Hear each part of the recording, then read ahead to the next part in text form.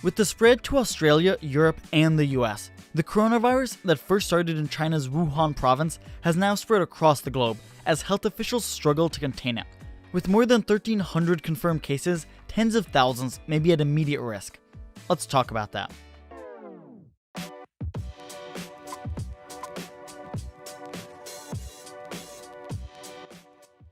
Just a note before we jump in, this is a rapidly developing story, and each day we're learning a lot of new information. All information was accurate and true at time of recording at 10 p.m. Pacific Standard Time on January 25th. As the news updates, I'll be sure to include more or any corrected information in the description and in the comment section down below. The coronavirus is part of a group of viruses that cause a range of upper respiratory diseases in both humans and animals. In humans, the virus causes respiratory infections, which are often mild, but can be lethal. Symptoms of infection include a high fever, difficulty breathing, and lung lesions.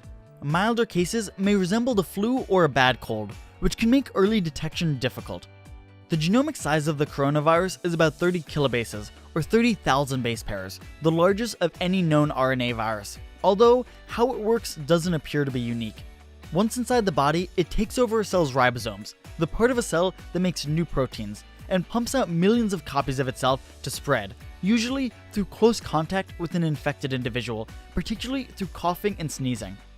Currently, there are no vaccines or antiviral drugs approved for prevention or treatment of the disease.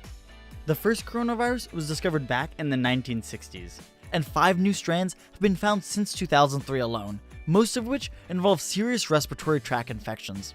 But this new one appears to be spreading faster than all before it. On New Year's Eve a few weeks ago, the World Health Organization officially designated the appearance of a new strain, the 2019 nCoV, in Wuhan, China, a sprawling city of more than 11 million in mainland China. At the time of recording on January 25th, the death toll sits at 54, with more than 1,600 confirmed cases. At this time, it isn't fully clear where this new strand originated, but many suspect this is the virus's first appearance in humans after making the jump from an animal species.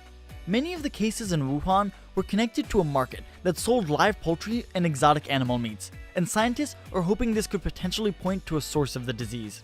But the virus wasn't contained to China. It quickly spread to neighboring Taiwan, Vietnam, Japan, Thailand, Singapore, and South Korea.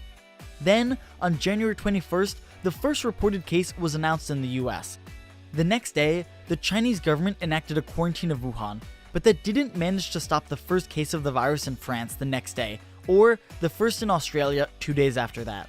Within the country, the Chinese government has limited or suspended travel for an estimated 50 million people. In Wuhan, at Ground Zero, all public transportation has been shut down, and 4 hire vehicles and taxis have been limited. In the city, an army of excavators scrambled to construct not 1, but 2 hospitals to help treat the thousands of cases predicted to come. And the Chinese government has taken drastic steps to curtail the spread. The country's 70,000 movie theaters have been closed, and tourist attractions like the Forbidden City and parts of the Great Wall of China have been shut down. Along major roadways and at airports across the country, checkpoints have been set up to screen people for the potential virus by checking for the telltale fevers. This is made difficult by the virus's incubation time, or the time between catching the virus and first showing symptoms. Although initially believed to be about 2 weeks, health officials now believe the incubation time to be about 3 days. While much shorter, this still allows likely thousands of people to slip through checkpoints before ever showing symptoms, and before they even know they're infected. And as the virus has managed to secure a foothold on 4 continents, it's also spread far past the government's quarantine in China, and has now been confirmed in 33 of China's 34 provinces, with Tibet being the only region without a confirmed case. Containment is made especially difficult, with the Chinese New Year taking place on January 25th, the biggest holiday of the year for more than 1.4 billion Chinese, of which hundreds of millions are expected to travel for the holiday. On January 25th, even after the virus had appeared on its 4th continent, the World Health Organization decided not to declare a global health emergency, but planned to meet again within 10 days to reassess the situation. This does raise some eyebrows in the wake of controversy that the international community's initial response to the Ebola outbreak in 2014 was too slow, leading to thousands more deaths, as the early stages of an outbreak are some of the most important to keeping the disease contained. Although, perhaps the WHO deciding not to act can be seen as a positive, As they explained, although the disease has reached far beyond China, the number of cases in other countries is still relatively small, and the disease does not seem to be spreading within those countries. The WHO confirmed that the coronavirus is an emergency in China, but has not yet become a global health emergency to fall under the WHO's field of supervision. And as people in infected cities flood drugstores, some health professionals are warning against the rising panic. Dr. William Schaffner, a specialist in infectious disease at Vanderbilt University, says the illness should be viewed in perspective.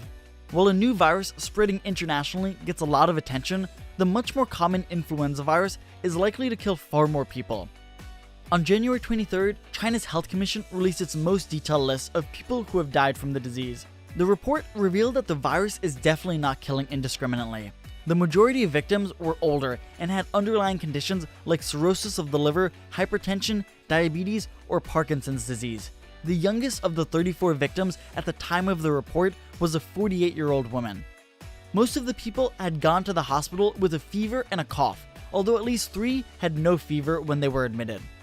With a more complete picture of the virus, medical experts found positive signs in the fact that the disease did not appear to be killing young and otherwise healthy people, and hope this could help to limit the virus's spread.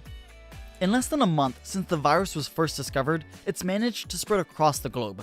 For better or worse, over the last few hundred years, society has become increasingly ever-connected, and while in many aspects this has led to great advancements, times like these remind us that in an ever-connected world, it's hard to have localized problems. If this virus appeared 1,000 years ago, it would likely have stayed in Wuhan, just like the people of the day. Today, a problem in some faraway province of China isn't really a Chinese problem, but a global one. And as time goes on and the world's billions of people continue to become more connected, both online and in person, we'll likely continue to have to grapple with new ways to address problems like these. I wish all of those in the path of the virus and those working to contain it good luck. I'll be sure to update the description as any new details unfold. Stay safe, and remember, there's always more to learn.